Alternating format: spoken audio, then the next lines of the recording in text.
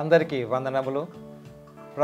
ప్రభు మనకిచ్చినటువంటి నేటి దినం కొరకై ప్రభుకు వందనాలు చెల్లించుకుందాం. ప్రియులారా, మానవుడు తన యొక్క జీవితంలో, అంటే అందరూ కాదు, మానవుడు అనగానే సర్వసాధారణంగా వాడేటటువంటి పదం అది, ఏదో ఒకటి కోల్పోయినట్లుగాను, లేకుంటే నా పరిస్థితి ఎందుకో ఇంత దిగజారిపోయిందనే పరిస్థితులలో కొన్నిసార్లు ఉంటుంటాడు. అయినప్పటికీ ప్రభు మనకిచ్చినటువంటి వనరులలో మనం ఏ రకంగా ఆనందం పొందుకోవాలనే విషయాల్ని కొన్ని ధ్యానించుకుందాం, ప్రార్థించుకొని మనం ఆరంభించుకుందాం.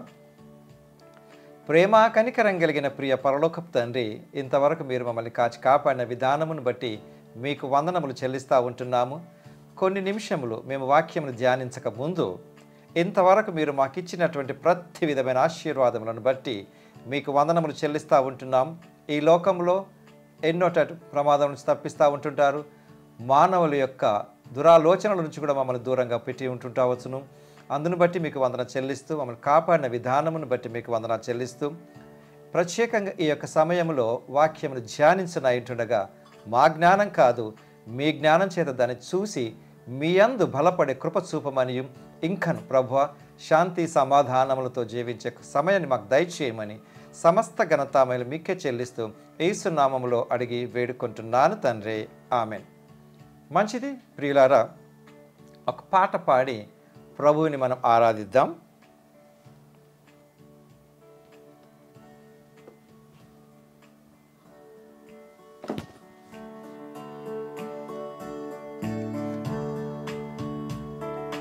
రాజాది రాజా రారా, రాజులకు రాజువైరా, రాజయేసు రాజ్యమేలరా, రవి కోటి తేజయేసురా, రాజాది రాజా రారా, రాజులకు రాజువైరా, రాజయేసు రాజ్యమేలరా, రవి కోటి తేజయేసురా. ఓ మేఘవానంబు మీద వేగమే, ఓ మించు వైభవంబు తోడ వేగమే, రాజాది రాజా రాజులకు రాజువైరా, రాజయేసు రాజ్యమేలరా, రవి కోటి తేజయేసురా. ఓ భోజనంబులల్ల తేరి చూడగా, ఓ నీ జనంబు స్వాగతంబు నీయగా, నీ రాజ్య స్థాపనంబు సేయ, భూరాజులల్ల కూలిపోవా, భూమి ఆకాశంబు మారిపోవా, నీ మహాప్రభావము వేగా, రాజాది రాజా రాజులకు రాజువైరా, రాజయేసు రాజ్యమేలరా, రవి కోటి తేజయేసురా.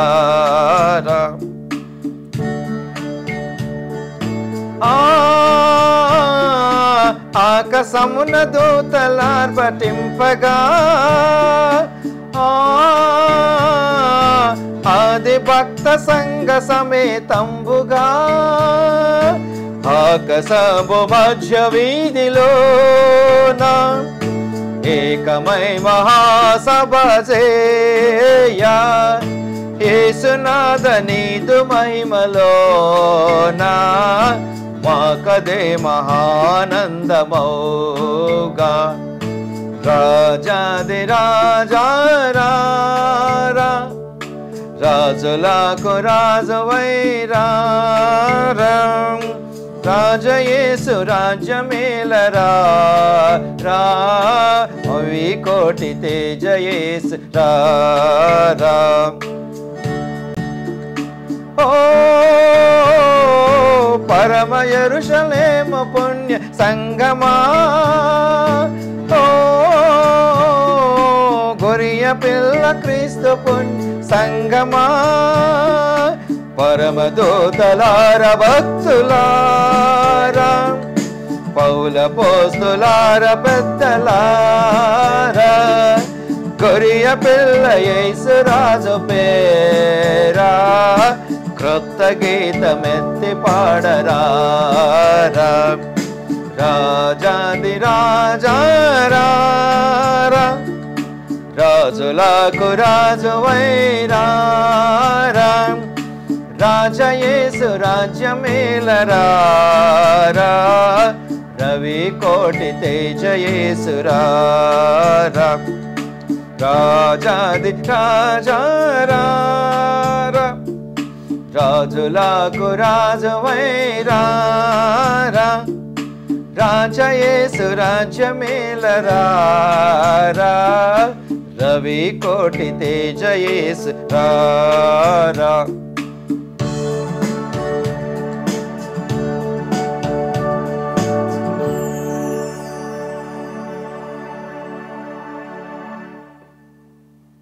ప్రియులారా, నేటి దినము అంటే ఒక్కొక్క దినము కూడా మన యొక్క జీవితంలో ప్రత్యేకమైనటువంటి దినమే. నేటి దినము యొక్క సమాధానం కొరకు సహాయము అనే అంశం మీద మనం కొన్ని నిమిషములు ధ్యానించుకుందాం. సమాధానం కొరకు. సమాధానము ఎక్కడ దొరుకుతుంది, ఎలా దొరుకుతుంది అంటే అది ఒక షాపింగ్ మాల్స్లోనో, డీమార్ట్లోనో, మార్కెటింగ్ ప్లేస్లోనో దొరికేది కాదు. కాకపోతే పరిశుద్ధ గ్రంథము బైబిల్ పరిశుద్ధుల చేత ప్రేరేపింపబడి రాసినటువంటి గ్రంథం. చూడండి, అగైన్ మానవుడు సమాధానము కోల్పోవటానికి కారణాలు కూడా మానవుడి యొక్క ఆలోచన విధానమే. ఎందుకు అనంటే, నేనేమంటున్నాను ఇక్కడ సమాధానం దొరుకుతుంది అని నాకెవరో చెప్పినారు, నేను ఆ సమాధానాన్ని వెతికినాను, కనుగొన్నాను. సరే, నేను ఆ సమాధానం కనుక్కునేటప్పటికి కూడా అవతలి వ్యక్తి చెప్పింది తప్పు అని నేను అనుకున్నప్పుడు అతను నేను ఎంత ఆనందాన్ని పొందుకున్నా, సమాధానం పొందుకున్నా కూడా దాని యొక్క తృప్తి నేను పొందుకోలేను. అయితే పరిశుద్ధ గ్రంథము అపొస్తలుడైన పౌలు ఎఫెసీలకు రాసిన పత్రిక 2వ అధ్యాయంలో పౌలు గారు మనకు ఒక విషయాన్ని జ్ఞాపకం చేస్తూ ఉంటున్నారు. అపొస్తలుడైన పౌలు ఎఫెసీ సంఘానికి రాసిన పత్రిక 2వ అధ్యాయం 14వ వచనం. ఆయన మన సమాధానమయుండి మీకును మాకును ఉండిన ద్వేషమును అనగా విధి రూపకమైన ఆజ్ఞలు గల ధర్మశాస్త్రమును తన శరీరమందు కొట్టి వేయుట చేత మధ్య గోడను పగలగొట్టి మన ఉభయులను ఏకము చేసెను. చూడండి, సమాధానమయుండి ప్రభువైన యేసు క్రీస్తు అంటే ఆయన సమాధానాన్ని మనకిచ్చినాడు. ఏంటంటే ఆయన నాకు ఇచ్చిన సమాధానం అంటే, పరలోకం మానవుడు పాపము చేసి దేవుని నుండి పొందవలసినటువంటి రిలేషన్ను కోల్పోయినాడు. తిరిగి ప్రభువైన యేసు క్రీస్తు కల్వరి శిలువ మరణము ద్వారా దాన్ని నాకు ఇచ్చినాడు. అది నాకు సమాధానం కలుగుతుంది. అంటే అసలు సమాధానం అంటే తెలియని వాళ్ళు కూడా చాలామంది ఉంటారండి. ప్రశాంతత, నెమ్మది హృదయంలో అంటే ఉన్నదానిలో నేను హృదయంలో తృప్తి కలిగి ఉండటం అన్నది ఆనందం. అంటే సమాధానం ఉండకపోవటం మొట్టమొదటిగా అంటే ఇక్కడ ఒకటి ఏంటిదంటే అపరాధ భావనను అది జ్ఞాపకం చేస్తూ ఉంటుంది. మానవుడు జన్మతా పాపి అని వింటూ ఉంటుంటాం కాబట్టి నేను పాపిని. చూడండి, ఈ లోకంలో ఎంతోమంది ఉన్నారు, అనేక ప్రజలు ఉన్నారండి, ఒక్కరు ఇద్దరు కాదు, కొన్ని కోట్లలో ఉన్నారు, మిలియన్స్లలో ఉన్నారు. అయినా ఈ సమాధానం అన్నది అందరి దీని గురించి ఆలోచిస్తారా లేదా? ఇప్పుడు మీరు ప్రయాణాలు చేస్తున్నప్పుడు గమనించే ఉంటారు కదండి, డిఫరెంట్ పీపుల్ ఆ రోడ్డు మీద ప్రయాణం చేస్తూ ఉంటుంటారు. రోడ్డు అనండి, ట్రైన్ అనండి, ఫ్లైట్ అనండి, ఎనీథింగ్. మీరు మామూలుగా రోడ్డు మీద వెళ్తున్నప్పుడు మీరు మామూలు వాహనం మీద ఉండొచ్చు, 2 వీలర్ మీద ఉండొచ్చు, 4 వీలర్లో మరొకతను ఉండొచ్చు, 3 వీలర్ ఆటోలో మరొకతను ఉండొచ్చు, బస్సులో మరొకతను ఉండొచ్చు. అదే రోడ్డు పక్కకు గడ్డం పెంచుకొని గుడ్డలు లేకుండా పడి ఉన్న ఒక వ్యక్తి కూడా ఉండొచ్చు అండి. మరి అతనికి మనకి ఏంటండి తేడా అంటే, ఆ వ్యక్తి అనుకున్నది దొరకనప్పుడు నాకు ఇక్కడ దొరుకుతుందేమో అని ఎక్కడో వెతుకుంటాడు. నాకు సమాధానం కావాలి, శాంతి కావాలి, నెమ్మది కావాలి, నేను అనుకున్నట్టుగా నేను ఉండాలని అనుకున్నప్పుడు, నేను అనుకున్నటువంటి కొన్ని ఇక్కడ నాకు దొరకనప్పుడు నేను వేరే చోట దొరుకుతుందేమని వెళ్తాను. అక్కడ దొరకదు, అక్కడ దొరకదు. కొన్ని సందర్భాలలో నేను వెతుకుతున్నటువంటి ప్రాంతంలో కూడా నాకు సమాధానం సరిగ్గా దొరకకపోతే సమాధానాన్ని పొందుకోవటం పక్కకు పెట్టి సమాధానాన్ని కోల్పోతూ అసలు ఇక నా జీవితాన్ని కూడా ఏదో రకంగా మార్చుకోవటానికి అంటే అవకాశాలు లేకపోలేదండి. కానీ ఇక్కడ పరిశుద్ధ గ్రంథంలో మనకి ఇవ్వబడినటువంటి విషయం ఏంటంటే సమాధానం. ఇక్కడ ప్రత్యేకంగా మాట్లాడుతున్నది ఏంటిదనంటే దేవుని నుండి కోల్పోయినటువంటి సమాధానము యేసు క్రీస్తు వలన, అంటే తండ్రి అయిన దేవుడు పరలోకము, మనుషులు భూలోకము. మనుషులు అనగానే ఈ భూమికి ఆకాశానికి నిచ్చెన వేయటం అది గురించి కాదండి. దేవుడు ఉన్నాడు, దేవుడు నా హృదయంలో ఉన్నాడు. ఆ సమాధానం అన్నది నా హృదయంలో నేను పొందుకోవాలి. నేను పొందుకోగలను అన్నది ఏంటిదంటే పరలోకానికి నేను పాపిని కదా, దేవుడితో ఎలా మాట్లాడతానన్న ఆ యొక్క గోడను యేసు ప్రభువు తీసేశాడు. అసలు ఆ విషయాన్ని కనుక నేను క్షుణ్ణంగా ఆలోచించుకొని అసలు వినేటప్పుడు కూడా ప్రశాంతంగా దాన్ని ధ్యానించినట్లయితే ఆ సమాధానం నేను పొందుకుంటాను. ఫ్రెండ్స్, మానవులు కూడా ఇతరులు అంటే ఇద్దరు మంచి స్నేహితులు ఉన్నారనుకుందామండి. వాళ్ళు మాట్లాడేటప్పుడు కూడా నువ్వేం చెప్తావు అవి నేను వింటాను, నువ్వు నా యొక్క మేలు కోరేవాడివని నేను అనుకున్నప్పుడు తప్పకుండా ఆ స్నేహితుడు మాట్లాడిందని విన్నప్పుడు మంచి చక్కగా చెప్పావు, థ్యాంక్స్ చెప్తాం. అదేవిధంగా దేవుడు కూడా మనతో నానా విధాలుగా, నానా రకాలుగా, నానా మనుషుల ద్వారా, వాక్యం ద్వారా, సేవకుల ద్వారా, సంఘటనల ద్వారా మాట్లాడుతూ ఉంటుంటాడు.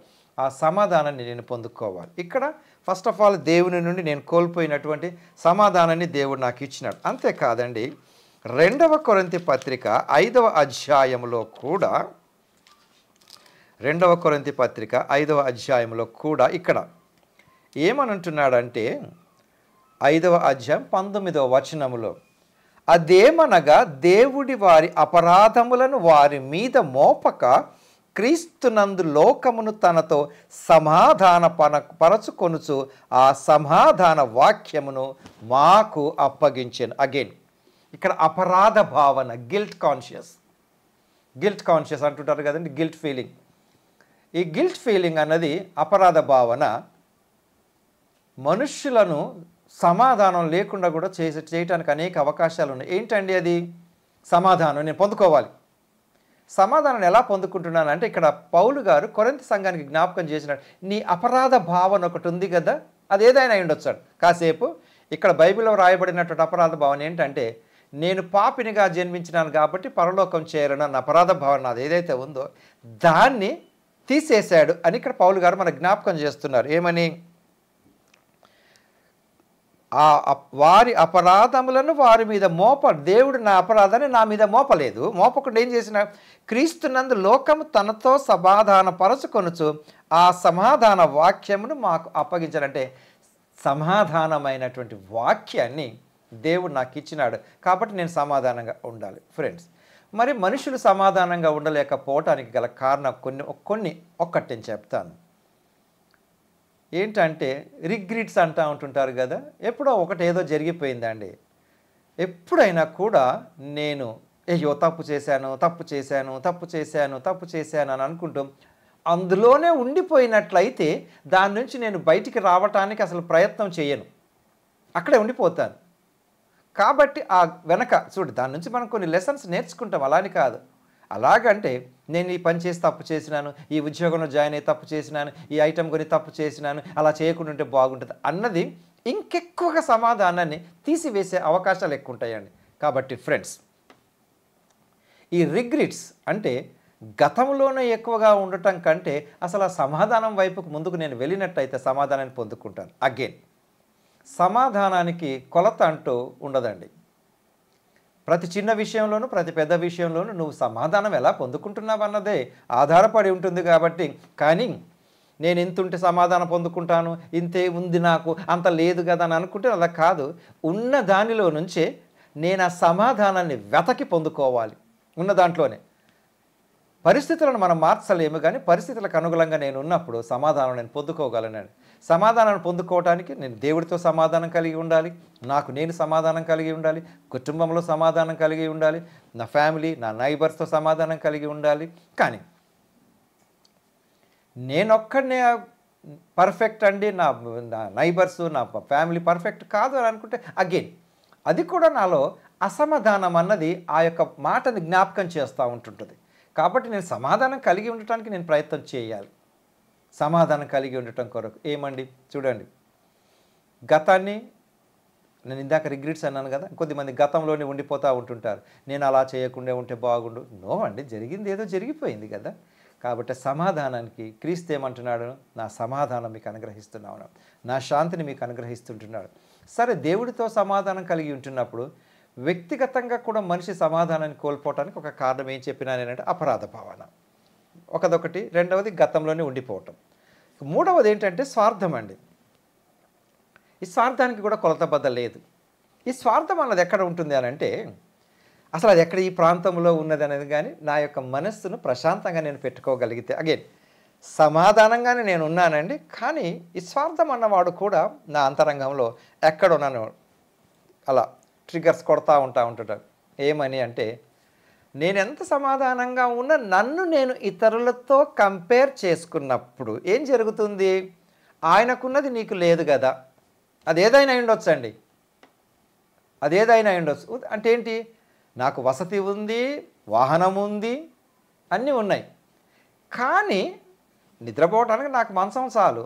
కానీ నాలోని స్వార్థం అన్నవాడు వీడెప్పుడు సమాధానం నాలోనే, ప్రక్క వాళ్ళ నుంచి అని కాదు, నాలోనే కూడా వాళ్ళలో చూడు, వాళ్ళ ఇంట్లో ఎంత మంచం ఉంది, నీ ఇంట్లో ఎంత మంచం ఉంది, వాళ్ళ ఇంట్లో సోఫా చూడు, నీ ఇంట్లో సోఫా చూడు. ఇవి నా సమాధానాన్ని తొలిచివేస్తూ ఉంటాయి. అది తొలిచివేస్తూ ఉంటాయండి.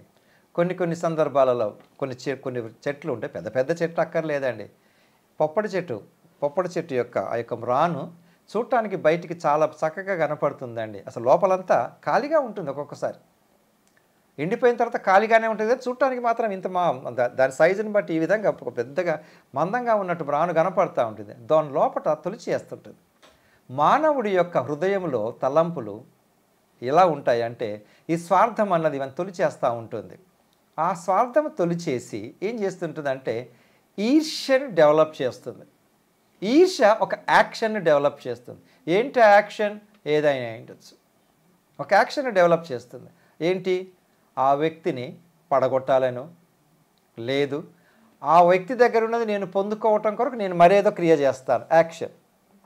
అది ఉన్న సమాధానాన్ని పొందుకోవటం పక్కకు పెట్టి లేని సమస్యలను తెచ్చుకోవటం అన్నది జరుగుతూ ఉంటుంది. కాబట్టి ఫ్రెండ్స్, సమాధానం అన్నది ఓకే, మన కుటుంబంలోనూ, మన పిల్లలతోనూ, మన యొక్క నైబర్స్తోనూ, ఉద్యోగంలోనూ సమాధానం కలిగి ఉండటం కొరకు నేను ప్రయత్నం చేయాలి. అంటే దాన్ని యేసు ప్రభు ఒక చోట చేసినాడు. యోహాను సువార్త 2వ అధ్యాయంలో కానా అనే వివాహంలో యేసు ప్రభు జరిగించినటువంటి పని. అక్కడ ఏంటంటే పరిస్థితి అంటే అందరూ పెళ్ళికి వచ్చారు, పెళ్ళిలో ద్రాక్షారసం అయిపోయింది. చూడండి, దీన్ని తప్పు పట్టాలంటే ఎంతోమంది తప్పు పట్టవచ్చు. ఏదేంటంటే పెళ్ళిలో వైన్ సర్వ్ చేసిర్రా అని. చూడండి, ఆ వైన్ ఈ వైన్ వేరండి, ఆ వైన్ ఈ వైన్ వేరు. ప్రత్యేకంగా ఇది ఇక్కడ ఎందుకు రాయబడింది అని అంటే యేసు ప్రభు ఇచ్చినటువంటి ఆ వివాహానికి ఇచ్చిన ప్రాముఖ్యత ఒకటి, ఆయన చేసిన అద్భుతంకి ఒక్కొక్క ప్రాముఖ్యతను ఇవ్వబడటం జరిగింది. అంతేకాదని ఇక్కడ ఉదాహరణకి చూడండి, అమ్మాయి అబ్బాయి వాళ్ళు పెళ్ళిళ్ళు అవుతూ ఉంటుంటాయి. ఇప్పటికీ కూడా అదే ప్రాబ్లం కదండి. వాళ్ళు అమ్మాయి తండ్రి, సరే పెళ్ళి అమ్మాయి తండ్రి చేసినా అబ్బాయి తండ్రి చేస్తున్నారు, ఎవరు ఖర్చు పెట్టుకుంటున్నారు అనేది వారి యొక్క అండర్స్టాండింగ్ని బట్టి ఉంటుంది. సరే, నేను ఇప్పుడు మాట్లాడబోయేది ఒకరింట్లో పెళ్ళి అవుతుంది, అది అమ్మాయిది అని అనుకుందాం. అమ్మాయి ఇంట్లో పెళ్లి చేశారు, అమ్మాయి వాళ్ళు అన్ని రకమైన ఏర్పాట్లు చేశారు. ఏమండి, మీరు కూడా న్యూస్లో వినే ఉంటుంటారు, పెళ్ళి కొడుకు వాళ్ళ ఫ్రెండ్స్కు చికెన్ ముక్కలు దొరకలేదని గొడవలు పడ్డారు, న్యూస్ ఉన్నవి కదా. అక్కడ ఏమైపోతుంది అని అంటే దేవుడు ఏర్పాటు చేసినటువంటి ఆ ఘనమైన పరిశుద్ధ వివాహములో ఎంతో ప్రయాసపడి ఈ అమ్మాయి ఈ అబ్బాయికి పెళ్లి చేస్తున్నారు. చూడండి, ఇరుపక్షాలు అమ్మాయి తండ్రి తల్లి తోబుట్టువులు, ఇక వారి బంధువులు, అబ్బాయి ఎంతోమంది వచ్చినప్పుడు అక్కడ ఒక చిన్న ఐటెం దగ్గర గొడవ పడ్డప్పుడు ఎంత బాధకరం. అసలు సమాధానం అన్నది ఉండదు. ఈ సమాధానం అన్నది ఎప్పటి వరకు ఉండదని అంటే ఈ దంపతుల ఇద్దరి మీద ప్రభావం చూపిస్తూ ఉంటుంది. పెళ్లి రోజు మీ బంధువులు ఇలా చేశారు, మీ వాళ్ళు ఇది నాకు ప్రొవైడ్ చేయలేదు, మీ వాళ్ళు ఇలా అన్నారు, అది ఎంతకాలం ఉంటుందంటే కాబట్టి అటువంటిది ఏమి జరగకుండా ఉండటం కొరకు ఇక్కడ యాక్చువల్లీ ద్రాక్షారసము అన్నది ప్రాముఖ్యమైన విషయం కాకుండా పెళ్ళిని ఘనంగా చేసి ఏ కొరత లేకుండా సమాధానంగా యేసుప్రభు చేశాడు అని నేను గనక తీసుకున్నట్లయితే అది మీకు పర్ఫెక్ట్గా వర్తిస్తుందండి. ఆ పరిశుద్ధ వివాహాన్ని ఆయన చేసి ఘనంగా చేసేసాడు. ఆయన ఎవరికి ఏ ప్రాబ్లం రాకూడదని నీళ్ళను ద్రాక్షారసం సమాధానం అంటే నీకున్న పరిస్థితులలోనే నీళ్ళను ద్రాక్షారసంగా మార్చాడు. దాన్ని ఆయన చేశాడు, ఆయన చేయించాడు. అక్కడ ఏమన్నాడు?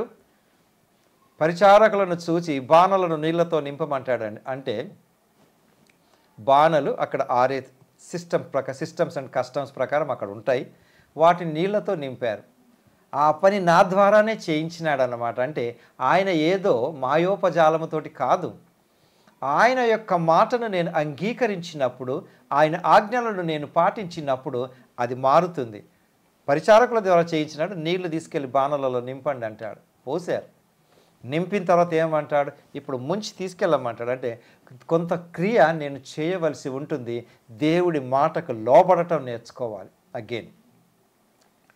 ఇక్కడ అగైన్ నువ్వెవరు నాకు చెప్పటానికి అని నేనే గనక అనుకున్నట్లయితే చూడండి, అక్కడ నేను పొందవలసిన సమాధానం నేను పొందుకోను. ఒక్కొక్కసారి అడ్రస్లు అడిగేటప్పుడు సిటీస్లో మేబీ టౌన్స్లో కానీ మేబీ ఎడ్యుకేటెడ్స్ ఉంటారు కాబట్టి వాళ్ళని అడుగుతాం మనం, అది ఎక్కడండి ఇది ఎక్కడండి అని. అదే సిటీలో అంటే తప్పుగా భావించబాకండి, కొంచెం చదువుకున్న వ్యక్తి కొంచెం చదువుకోని వ్యక్తి ఉన్నప్పుడు చదువుకున్న వ్యక్తిని అడుగుతారు. రెండవ కొద్ది మందిలో ఇంకొకటి ఏమంటుందంటే స్వార్థం. అక్కడ ఎవరో వేరే మామూలు ఒక వ్యక్తి ఉన్నాడు అనుకోండి, అంటే కొంచెం ఈ ఎడ్యుకేటెడ్ కంటే కొంచెం తక్కువ వ్యక్తిని అడగమంటే ఎందుకులేండి ఆయన అడిగేదని కూడా మనం అనుకోవచ్చు. మరీ గ్రామాలలోకి వెళ్ళినప్పుడు, అడవిలోకి వెళ్ళినప్పుడు అక్కడ ఒక్క మనిషి అసలు విద్య ఏమి నాగరికత లేని వ్యక్తిని కూడా ఇది ఎక్కడని అడుగుతామని. అది మనిషి యొక్క అక్కర.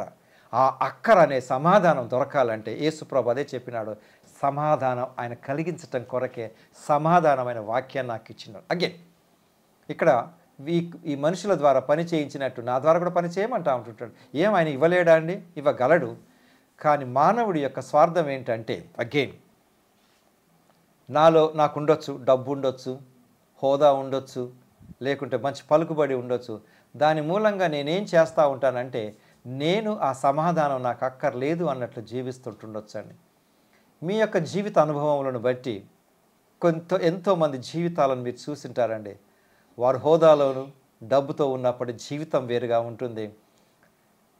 కాలక్రమేణా వారికి వచ్చే పరిస్థితులను బట్టి వారి పరిస్థితులు కూడా వేరే రకంగా ఉంటుంటాయి. కాబట్టి ఫ్రెండ్స్, సమాధానం కలిగి ఉండటం కొరకు మనం ఎదురు చూడాలి. సమాధానం ఎక్కడ దొరుకుతుందో అక్కడ నేను దాన్ని పొందుకోవాలి. సమాధానం పొందుకోవటం కొరకు నేను చేయవలసిన క్రియను కూడా నేను చేయాలి. అంతేకాదు కీర్తనలు 85వ కీర్తనలో కూడా ఇంకొక విషయం చూడండి.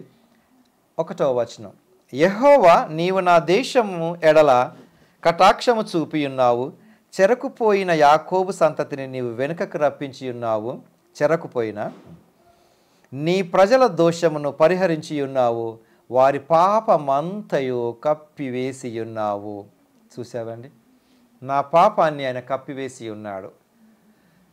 అగైన్ ఫ్రెండ్స్, పరిశుద్ధ గ్రంథములో చెప్పబడిన విషయాలు వాస్తవాలు. నేను అంగీకరించినా అంగీకరించకపోయినా అవి సత్యాలు. నేను వాటిని స్వీకరించి అంటే ఇది సత్యము అని నేను గ్రహించుకున్నప్పుడు నా సమాధానం నాకు ఉంటుందండి. మానవుడి యొక్క సమాధానం అండి అగైన్ పరిస్థితులు ఎంతో ఉన్నత స్థితిలో ఉన్నా, డబ్బు ఎంత ఉన్నా, ఎంత ఖరీదైనటువంటి వసతులలో ఉన్నప్పటికీ సమాధానాన్ని పొందుకోవటం అన్నది అందరి వల్ల కాదు. సమాధానం అన్నది నేను ఉన్న పరిస్థితులలో నుంచే తెచ్చుకోవడం నేర్చుకున్నప్పుడు నేను ప్రశాంతంగా నిద్రపోగలనండి. ఫ్రెండ్స్, సరి అయినటువంటి నిద్ర లేక కూడా సమాధానం కొద్దిమందికి ఉండదండి. నిద్రపోవటం దేవుడిచ్చినటువంటి ఒక ఆశీర్వాదం. చూడండి, కొన్ని సందర్భాలలో నిద్ర హారాలు మాని అంటుంటారు కదా. నిద్రపోడు, ఆహారము తీసుకోడు. కష్టపడి కష్టపడి కష్టపడి ఎవరి కొరకండి? పిల్లల కొరకు. మంచిదే, నేను కూడా సంపాదిస్తూ ఉంటున్నాను. ఇవన్నీ అయిపోయిన తర్వాత ఒక పరిస్థితి వచ్చేసరికి అసలు నేను ఎందుకు కష్టపడ్డానా అనే పరిస్థితి రాకుండా నేను ఎంతవరకు శ్రమ పడాలి అంతవరకు శ్రమ పడాలి, ఎంత నిద్రపోవాలి అంత నిద్రపోవాలి, శరీరానికి ఆహారం అవసరం, ఆహారం తీసుకోవాలి. కాబట్టి ప్రియులారా, అలాగని సోమరితనంతో ఉండమని కాదండి. కాబట్టి దేవుడు మనకిచ్చినటువంటి పరిశుద్ధ లేఖనములను మిగతా విషయములలో కూడా సమాధానంగా ఉండటం కొరకు నేర్చుకుందాం.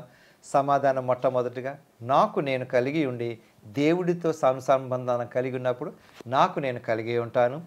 నా కుటుంబము, నా తోబుట్టువులు, నా పరిసర ప్రాంతాలు, నా ఉద్యోగం.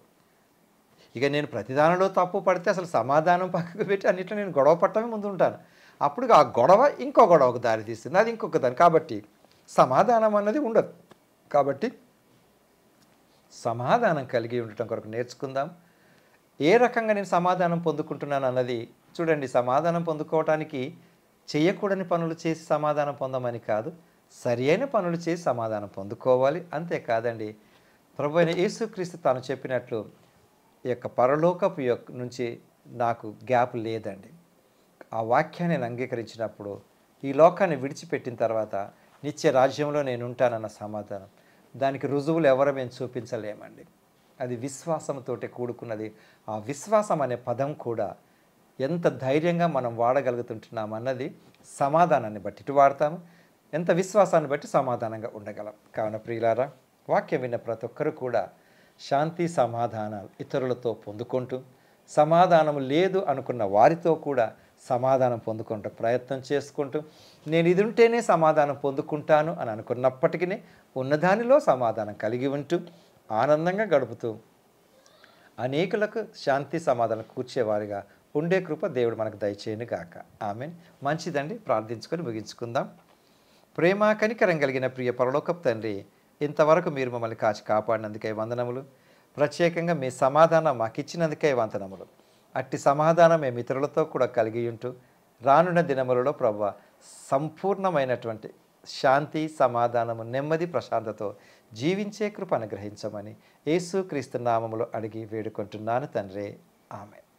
మంచిదండి, తిరిగి కలుసుకొని పర్యంతం ప్రభు కృప మనకు తోడైండును గాక. ఆమేన్.